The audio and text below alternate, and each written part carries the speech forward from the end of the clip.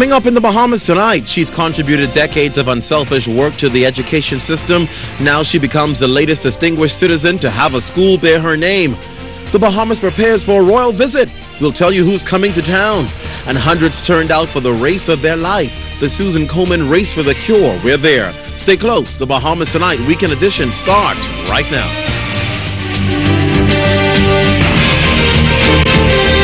Covering the islands of the Bahamas, ZNS Network presents The Bahamas Tonight.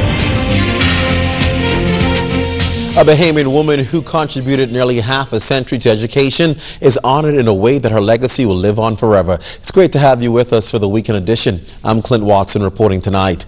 The public school system has produced some of the brightest minds in the country. Many who have passed through the system have gone on to achieve great success, including holding the highest elected office in the country. So the government is now honoring the men and women whose work in the classroom has changed and impacted so many lives. The latest honoree, a woman who gave 45 years as a teacher at the Bimini All-Age School. Yesterday, the school was renamed in her honor. Shanique Miller has more on the renaming ceremony of the Bimini All-Age School.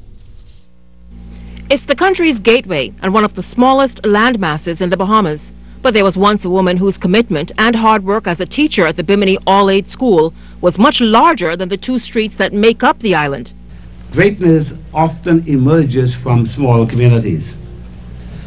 Neither geographic size nor square mileage will ultimately determine the scope of your success in this country, your success in life.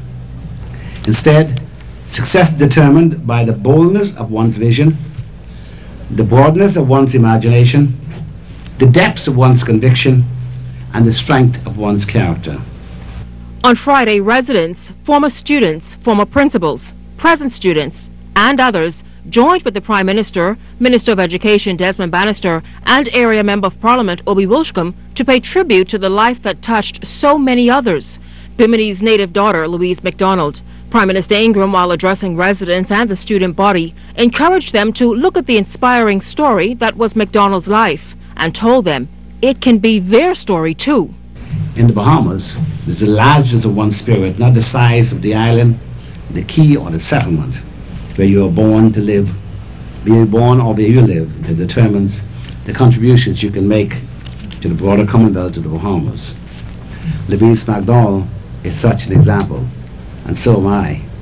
From a small community of Cooperstown, Abaco, I rose to the highest elected office in the land, and so can you. Even as an official plaque revealed the permanent name change from Bimini All-Age to the Louise MacDonald High School, Education Minister Desmond Bannister recalls how he too was impacted by MacDonald. The minister was one of her students. Mrs. MacDonald could be described as the Mother Teresa of teaching profession in her time.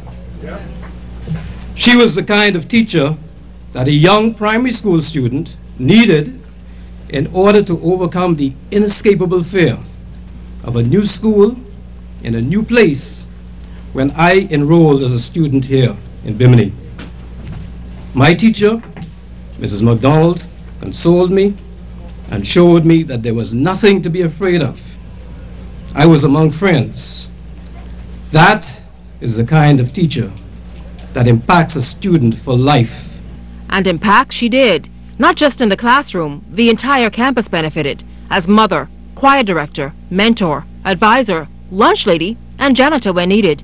Other students of note, Bishop Neil Ellis. Area Member of Parliament Obi Wilshcombe says the honor is something the entire community supports.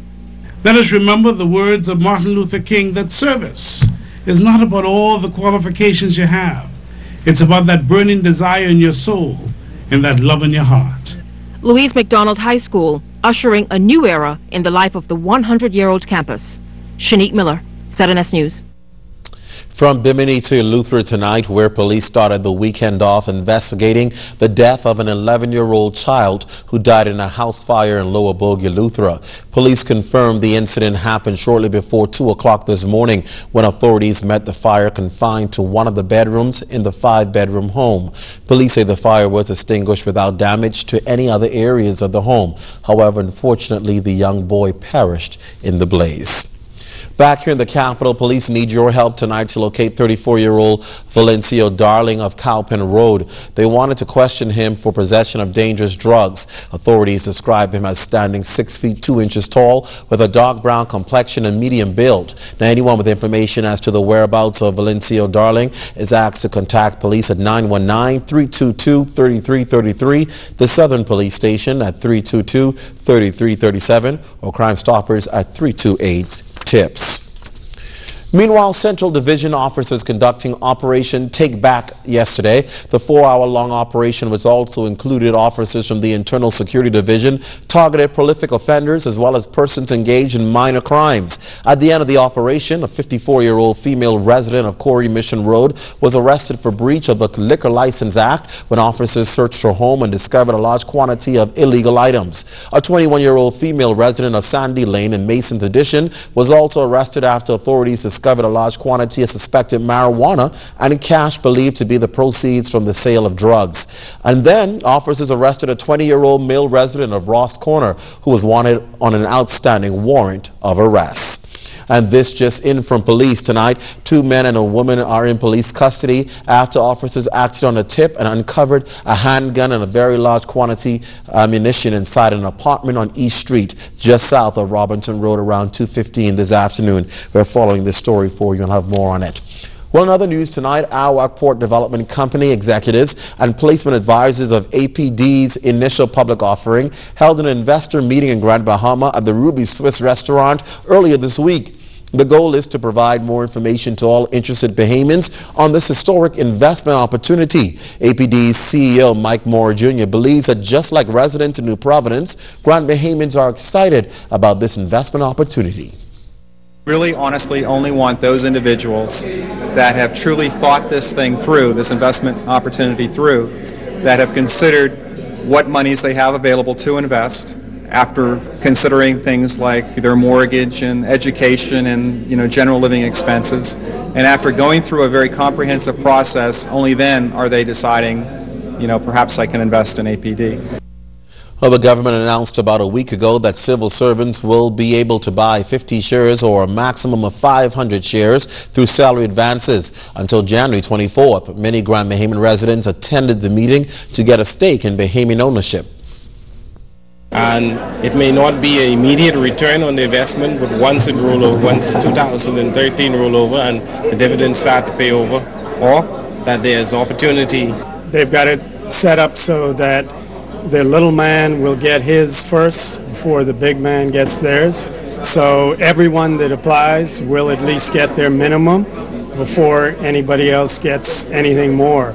Most of the questions tonight were hard questions, but they were questions that were being made by persons who are really looking at this as a good investment, but they want to be certain of certain things, and I think they got the answers that they needed tonight. I've always waited for an opportunity like this for young Bahamians, where we can actually go into possessing our own land rather than depending on foreign entities. I'm all about Bahamian ownership.